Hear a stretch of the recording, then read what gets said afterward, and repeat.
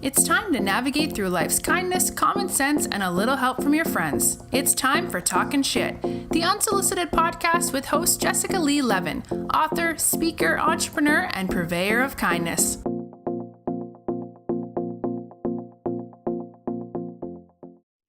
Hi, and welcome to Talkin' Shit, the Unsolicited podcast. I am Jessica Lee Levin, and I am here today with Tracy Fink of the Tortoise Institute.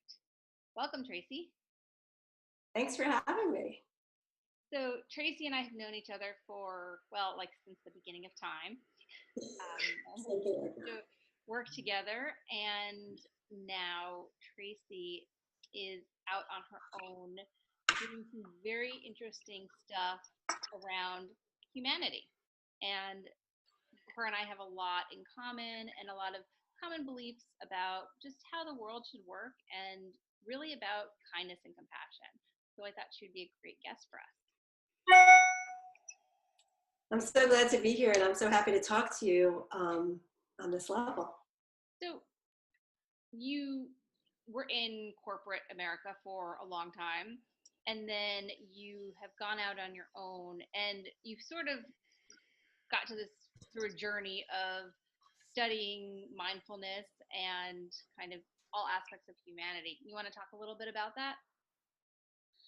Yeah. So I don't know, maybe, I don't even know how long it's been, but I started noticing that there was some gnawing dissatisfaction that I had. It was just this feeling of discomfort, and I couldn't put my finger on it because if you looked at me and looked at my life, seemingly I had everything, a really great career, a happy marriage, healthy children. I had my own health, and there was just something still that was just feeling uncomfortable, and I was dissatisfied. And I realized that I was just looking for meaning and purpose in my life as it was, but I didn't know how to go about getting it. And so I have a very good friend who is a high-level attorney, and big job, stressful, all the stuff that go along with that, difficult relationships that she had been navigating between work and life. And I had noticed some, very small shift in her. If you didn't know her, you wouldn't notice it so much, but because I had known her, I noticed that she was just, like they say, 10% happier. And I asked her what was she doing differently? Because I had noticed improvement in her relationships and her openness, and she seemed much more expansive than she was. And she said that she had been practicing meditation, and she had recently attended a retreat, a 4-day silent retreat in loving kindness. And I was intrigued and terrified at the same time. So it took me, I'm not exaggerating, it took me 7 years to get up the courage to attend one of her retreats. Because the whole idea, 7 years, the whole idea of silence and retreat and going deep and dealing with your own shit, because I guess we could say that word on this podcast, it's scary, and it's not always something that we want to face, but because I had been having these, gnawing feelings of discomfort, I said, I really have to do it now. And the catalyst, which drove me to it, was that my husband had invited his mother to join us on a family trip to Morocco. And I honestly did not know how I was going to be able to get through that trip with her. I really thought I was going to take everybody down with me. And, we're in a foreign country and desert, and it was like drastic times, drastic measures. So that's when I signed up for the retreat, and I went, and it was absolutely amazing and not as difficult as I thought. The silence was the best part because we never get to be quiet. We always we're talking so much about ourselves. We want people to think of us as something. We're smart, we're funny, we're engaging, we're this. You take that off the table, and you just go deep and spend some time with yourself. This is who I am. This is what I like. This is what I'm afraid of. Feels weird. This feels great. And I mean, it's not as quick as that. I mean, I'm giving you the synopsis, but that's the gist of it. And when I got out of there, I really felt a lot differently about myself. I thought the loving kindness was going to be that they were going to teach me about being kinder to her. Actually, when we want to make change, we start with ourselves, because if we can be loving and more kind to ourselves, it actually helps us be more kind to other people. So, was the trip perfect? No, but it was a hell of a lot better than if I didn't do anything. So let me ask you a few things. Your lawyer friend. Yeah. When you started seeing change in her, and then when she first told you what she was doing, what was your initial reaction? Did you think, "Oh, this is hokey"? I didn't think it was hokey because I have a lot of respect for her. I just didn't think I could do it. I thought she could do it because she's all that. But that's an interesting point, because I think a lot of times we look at other people and we make assumptions about them, not only as it relates to them, but more so as it relates to ourselves. It goes into that whole, fear of missing out and all these things we see on social media of people having these perfect lives. And you were even saying, on the surface, your life looked very good, but something was missing for you. Yet you're looking at her the same way people might be looking at you, and you're saying, well, I can't do this. Yeah, it's an excellent point. We don't think that we could, we don't think we're enough, or we're not as good as somebody else. And I think that's why I tell my story a lot, because I feel like if I felt that way and I could make change, then other people can too. Yeah, and so one of the things that I talk a lot about is self-care. And when we talk about people and everyone having shit, and people who have really serious problems say, I just don't have time for self-care. In fact, our new Congresswoman, Alexandra Ocasio-Cortez, is in the news right now because she says she's practicing self-care before her term starts. And there's a ton of backlash, saying, well, you haven't gotten started, you need to take a vacation before you've even done the work. And people are really criticizing her. And, she's basically saying, no, I need to take care of myself so that I can take care of you. And, that's sort of what you're saying. But do you have any thoughts on this? Yeah, I mean, I think also as women and as human beings, if we don't take care of ourselves, if we're depleted, we cannot give to other people. And there's this misconception, or I hear people say, I give and give and give and give. And that is not sustainable.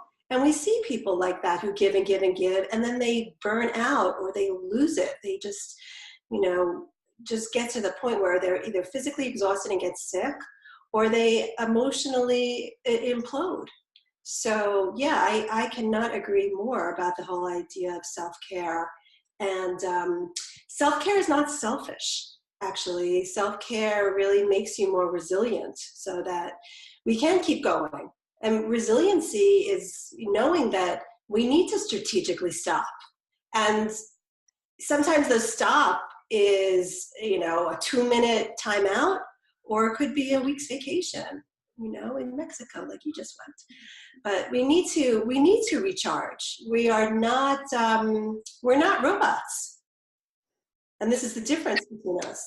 Yeah. So you're telling the story about getting to go to Morocco with your family, which, is a wonderful experience. So many people would never have that opportunity. And your shit at the time was your mother-in-law.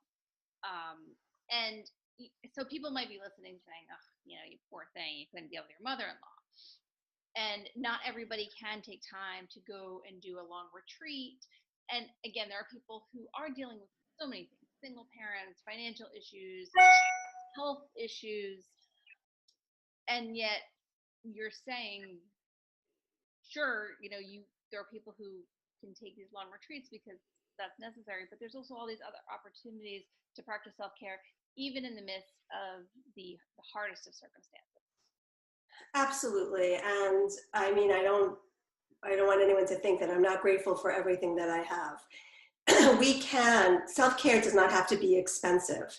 And actually the retreat that I went on it was in a monastery. It's not a fancy, it's not fancy. It's communal bathrooms. I shared a room. It wasn't fancy, and they offer scholarships, and most retreats do as well. However, we can carve out some time for ourselves.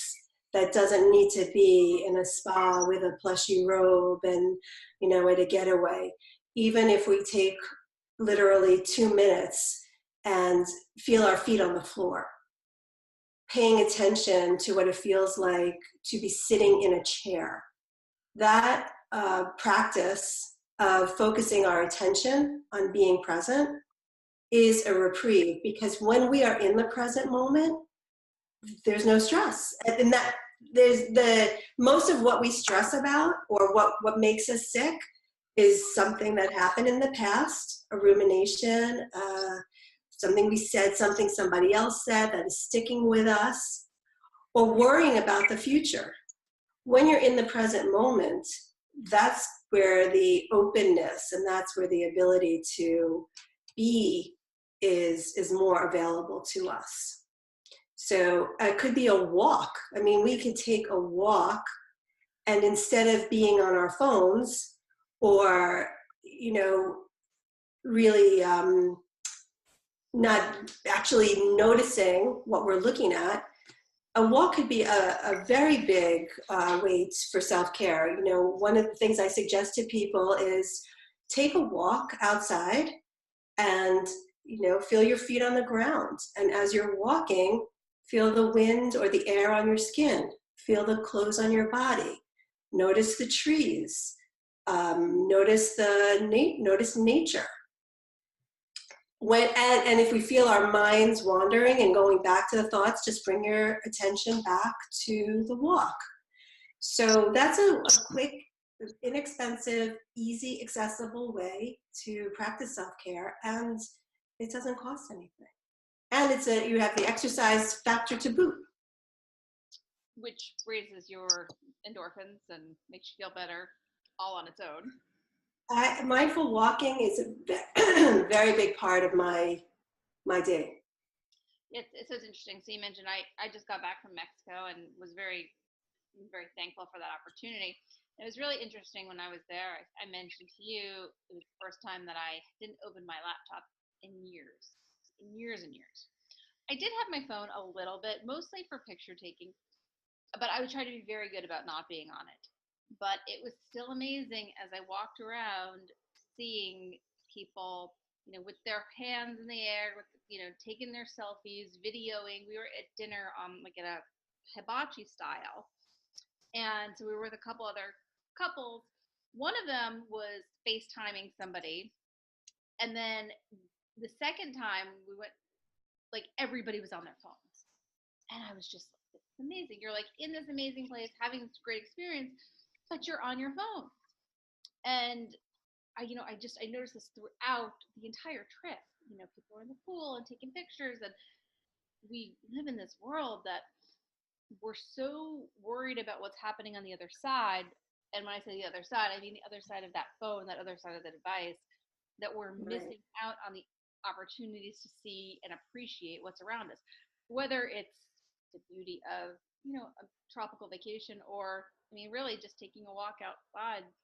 Even if you live in the city, even if you live somewhere else, there's things to see. And so many people are missing that now. What do you think the impact on their lives is? Well, we live on autopilot because we are distracted by our technology, as you mentioned. We are, we have the same habitual way of thinking or talking to ourselves or about ourselves. We have judgments, about we think things should be a certain way, or someone should behave in a particular way. And rather than being with what is, we have that judgment of how it should be. I think the impact is that people are not awake, that they are, I know for me, I was on autopilot. I was going through the motions of my old way of thinking, the belief systems that people had told me about myself, or the stories I had told. And I wasn't paying attention to, wow, is this true? Is this still true? Maybe it was true at one point, but it's not true anymore. Or the idea of, taking pleasure in an ordinary moment. I think we're missing out. And also when we are on autopilot, we don't have the room to find other solutions to some of our problems. We're just thinking so narrowly because it's in that habitual way of thinking. However, situations come up all day that demand our attention, and that we're looking for creative problem solving or decision making, especially at work. When we're so narrowly focused in our thinking, it really limits our creativity to find new solutions. So I think that's where the impact is. And also I think the impact is on our health and well-being. It's the stress and the strain of living in the past or worrying about the future that causes us to get sick. Yeah, I mean, I don't think there's anybody who can say they haven't been up at night replaying some episode in their life. Even it might have happened years ago, but for some reason something set them off. And I know I do this all the time, and things, they start to consume you, and that's not healthy. Not to mention you end up literally losing sleep over it. And that's where we get sick. I mean, that idea of not being able to rest. But I mean, another scenario, how many times have you stayed awake at night knowing that you have to have a difficult conversation, and you play it over in your head? I'm going to say this, and she's going to say that, and I'm going to say that. And then you spend the whole night ruminating that too, and then you get to the actual conversation and it does not go that way. It goes better than you expected. And therefore you've lost all of that time sleeping, or say you're at a party or you're with somebody, but your body's there, but your mind isn't. So we're really losing out on the quality time of the people in front of us. So that's also a problem. The thing about our past, I was there too, and I still am sometimes. It's just that I notice it quicker. That's the thing. Like when practicing mindfulness and paying attention, it's not that bad things are not going to happen, or that we're going to get lost in a failure or a story or a mistake that we made, because we do make mistakes all day, every day. What this practice has taught me is to notice how quickly I can say, okay, that happened. I took this is the steps that I took to fix it. There's probably, I'm not the only one who this happens to, probably other people who feel the same way I do. And I'm going to offer myself a little bit of kindness and compassion, because you know what? We're all trying to navigate what it feels like to be human. None of us have had a book of instructions on how to be a human being. None of us have ever done this before in our lives. Whatever we're doing, no matter how long we've done it for, all the circumstances are always different. We show up differently. We have different feelings that accompany us that change every day, every minute of every day. So all of the things that we're doing is brand new. And when we treat each experience as a new experience, it really helps us not carry some of that old baggage with us. Not the baggage of, oh, no, I don't want to make the same mistake again. That's not what I'm talking about. But oftentimes we do make the same mistakes over and over because we are not paying attention, or we forget, or it wasn't so bad if I remember it that way. So I think the idea of paying attention also stops us from repeating those similar patterns. So want to talk a little bit more about judgment, because you said something about, we have these expectations of how we think things should be, and they're not. But then you also said, well, there's no book of life. There's no manual for getting through this. So we know we make mistakes as humans, but yet we're so quick to judge others for everything, right? Every possible thing, right? Whether it's how they act, whether it's how they dress, it's how they parent, everything in between, we judge other people. And it's a very hard thing to overcome. And there is this fine line between judging people for right and wrong, or being able to recognize that. How do you come to terms with that, and shift from the no judgment to either deciding to have someone in your life or not in your life? Tell me your thoughts. Well, a lot about judgment is really what's triggering something in ourselves. So, somebody will say something and, we don't always pay attention, but what my practice has taught me to pay attention to, what am I noticing in my body? Somebody says something and I will feel my heart race or my throat get tight or my cheeks flush.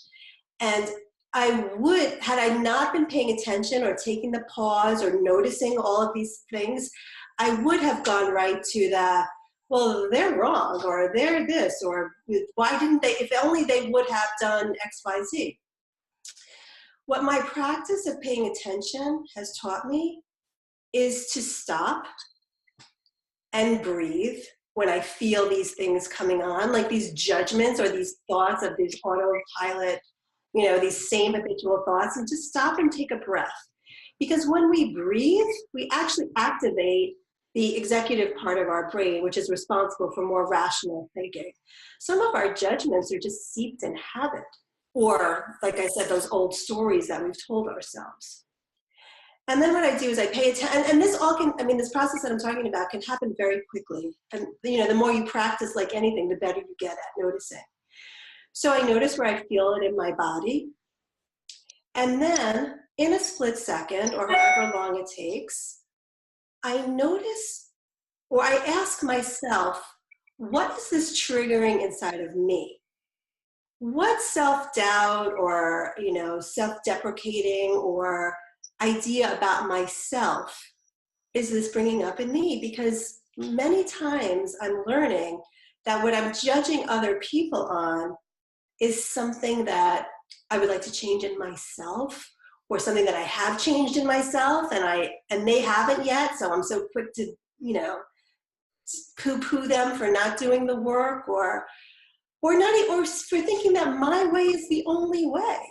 What I've learned also from this practice, it's not I'm right, you're wrong. It's really trying to get to, I hear you. I get it. That's the way you do it. Tell me more. Asking many more questions, really replacing my judgment more with this idea of curiosity. And that has really helped me shift from I'm right, you're wrong to, wow, I didn't think about that. Tell me more. So I think this attitude of kindness and curiosity can really go a long way in eliminating or even just noticing judgment. I want to just tell a quick story. I have a client who I was working with who was telling the story that she just doesn't like her friend's parenting style. And she feels like, as a good friend, that she needs to tell her because other people have noticed it and they've said some things to her. And I said to her, that's interesting. I said, did she tell you that she was unhappy with her parenting style? She said, no. I said, did she say, oh, I really like the way you parent. I would like to emulate you. Maybe I've been role modeling your behavior. She said, no. So I said, well, is it possible then that maybe she's okay with her parenting style and that maybe this just isn't your way of parenting and that's the way that, can you look at it a little bit differently? Like that works for her and for her family, but it wouldn't work for your family. Does that make it wrong? And just, that curiosity, the questions. It wasn't, I wasn't attacking her. I was just wondering, could you think a little bit differently about this? Maybe just expanding just a little bit more to, this has nothing to do with me. Honestly, the way this woman parents has nothing to do with her. Nothing at all. So, we think sometimes we can help, but oftentimes unsolicited, that, cases like that, I think we have to be really careful of what we help on with, what we help with. You said this to her. What did she say? She was blown away. She did not think that there was anything, like she actually never thought about it that way. She never thought about it that could it possibly be. Not that that was the case, but here's another way of thinking about it. Do you think that this could possibly be that this is triggering something in you? That maybe the way that she parents was how your mother parented you, and it's bringing up all this stuff that you have worked so hard to change. But I think, like I said, like taking that pause and paying attention and asking yourself those questions. I mean, sometimes you might get to the place, no, this is not it. That's not it. That's not it. And you're going to get to a place, but give yourself the gift of possibility, of, possible other solutions, of creativity, of problem solving. I don't know. It's not only one way. Most things are not only one way. This is very true. Even though sometimes, caught up in the moment, it's very, very difficult for us to see that. And it does take time, and at the end of the day, sometimes you're just going to have to agree to disagree, because you're not going to change your mind, somebody else isn't, but being open to the possibility is a step in the right direction. I think it's just being open to other ways of thinking aside from yours. And I think we've seen it now in, our politics and our connections with people, or our lack of connection. We look at people and we see them, we label them.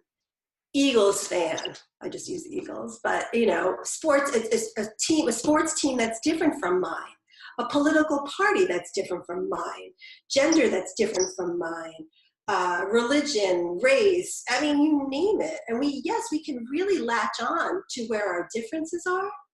But if we opened up a little bit more, we actually have so much more that we connect on. We're human beings. We're living on this planet. We volunteer. We take care of elderly parents. We want what's best for our children or ourselves. We love coffee. We long for vacation. We pleasure in a beautiful summer night. All of these things are how we connect as human beings, and we actually connect more than what we differ on. And I think being open to this idea of expansion helps us really be more human and connect, which is, I think, on the bottom line, that's what we're looking for, is connection. And you've said that a lot too, Jess, so you know what I'm talking about. I do, yeah. So, your friend's given out unsolicited advice. What is your one piece of unsolicited advice on any topic in the world that you could give to people that are listening? Well, it's hard to narrow it down to one because I have so much. But my unsolicited advice is be kind to yourself. Because when you're kind to yourself, you are much more likely to be kind to others. And, we're going to come up daily with challenging situations that we want to jump in and, lash out or criticize or fix or help. And sometimes we just need to take a step back and say, everybody wants to be happy. And what this person is doing or what I'm doing is so that I can be happy. So my advice is, and this, like anything, takes practice. My advice is be kind to yourself. This idea of paying attention to how we talk to ourselves Do we talk to ourselves like a best friend? What are the words that we use? What's the tone that we use? This whole idea of paying attention to that is a practice and can be learned. And that's the good news. The thing is, many of us already talk to best friends or our children or our loved ones with kindness. So we know we're capable of doing it. Let's see what it feels like when we work hard to do that for ourselves. And that does not cost a thing. Does not cost a thing. Actually, we reap rewards from it because it helps us to go on. We're all going to fail. We're all going to struggle. And we're all going to have shit. We're all going to have shit. And how do we approach it? And I also want to be very clear to let, just to make sure that this is not about denying our problems or suppressing them or not dealing with them. It's noticing it's like this now. It's like this now. It's not going to be like this later, but it's like this now. How can I be more compassionate towards myself in this moment? What do I need to be kind to myself in this moment? Okay. Well, I think that's wonderful advice. Be kind to yourself. It's a great step in becoming a better human. And that's what we're all about on this Talkin' Shit podcast. So thank you, Tracy, from the Tortoise Institute. And thank you, Jessica. This has been a real pleasure. It's been such a nice way to connect to you and to get me thinking differently too, because your questions were very thoughtful and, helped me think a little bit differently through some of the things I've been practicing myself. So thank you. Thank you. And thanks to everyone for listening to Talkin' Shit, the Unsolicited podcast. Thanks for listening to Talkin' Shit, the Unsolicited podcast. Remember, everyone has shit. Be a good human.